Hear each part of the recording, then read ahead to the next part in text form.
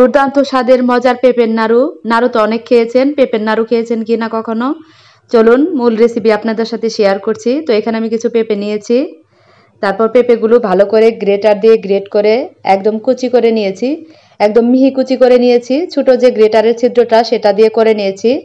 তো এখন গরম পানিতে একটু হালকা ভাপিয়ে নিব।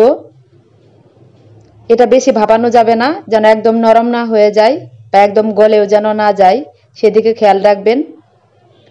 আমি একটু হাত দিয়ে দেখাচ্ছি যে এরকম একটু হবে। তো তারপর আমি ভালো করে ঠান্ডা পানি দিয়ে ধুয়ে চিপে নিব। এখন আমি চিনির ক্যারামেল করে নিব। তো চিনি দিয়ে দিয়েছি 1 বাটি। যে বাটি দিয়ে আমি পেঁপে মেপেছি সেম বাটিতেই 1 বাটি চিনি মেপে তারপর দিয়ে দিয়েছি। তো চিনিতে কিন্তু পানি দিইনি, লো আছে এটাকে আমি ক্যারামেল করে নিচ্ছি। তো আস্তে আস্তে সুন্দর একটা ক্যারামেলের কালার চলে আসবে। যখন দেখবেন যে এরকম কালার হয়ে গেছে, এর থেকে আর গাঢ় করা যাবে না, তাহলে খেতে কিন্তু তেতো লাগবে। এখন আমি পেঁপেগুলো দিয়ে দিচ্ছি।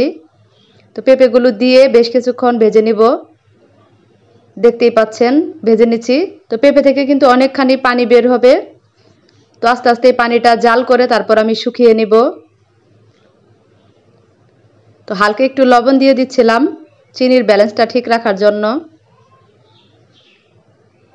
এখন দেখবেন এরকম ভাজতে ভাজতে পানিটা শুকিয়ে যাবে।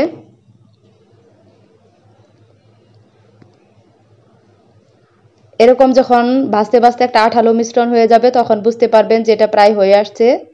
তো আমি এখন চেপে চেপে দিচ্ছি, ভিতরে যদি আরও কোনো পানি থাকে সেটা শুকিয়ে যাবে। তো এরকম করে চেপে চেপে দিচ্ছি।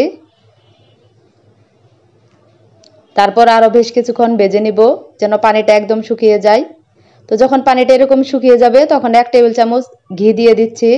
ঘিটা অবশ্যই দিতে হবে, কারণ নারিকেলের নাড়ুতে এক্সট্রা একটা তেল থাকে, এটাতে কিন্তু তেল থাকে না, সেজন্য ঘিটা ব্যবহার করবেন যাতে প্যানের গায়ে লেগে না যায়। তো এখন আমি ভালো করে ভেজে নিব।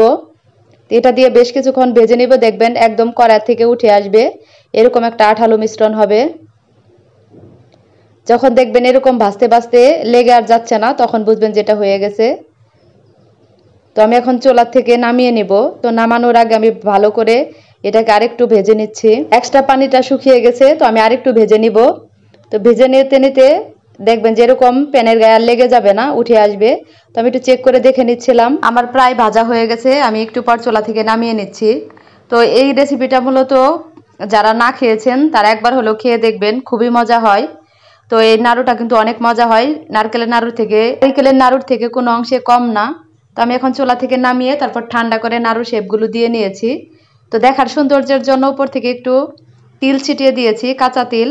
তো আজকে আমার ভিডিওটা যদি আপনাদের কাছে ভালো লেগে থাকে তাহলে অবশ্যই আপনারা লাইক, কমেন্ট অ্যান্ড শেয়ার করবেন আর ফলো দিয়ে পাশে থাকবেন। আর যারা ইউটিউব চ্যানেল থেকে দেখছেন তারা আমার চ্যানেলটা সাবস্ক্রাইব করে দিবেন।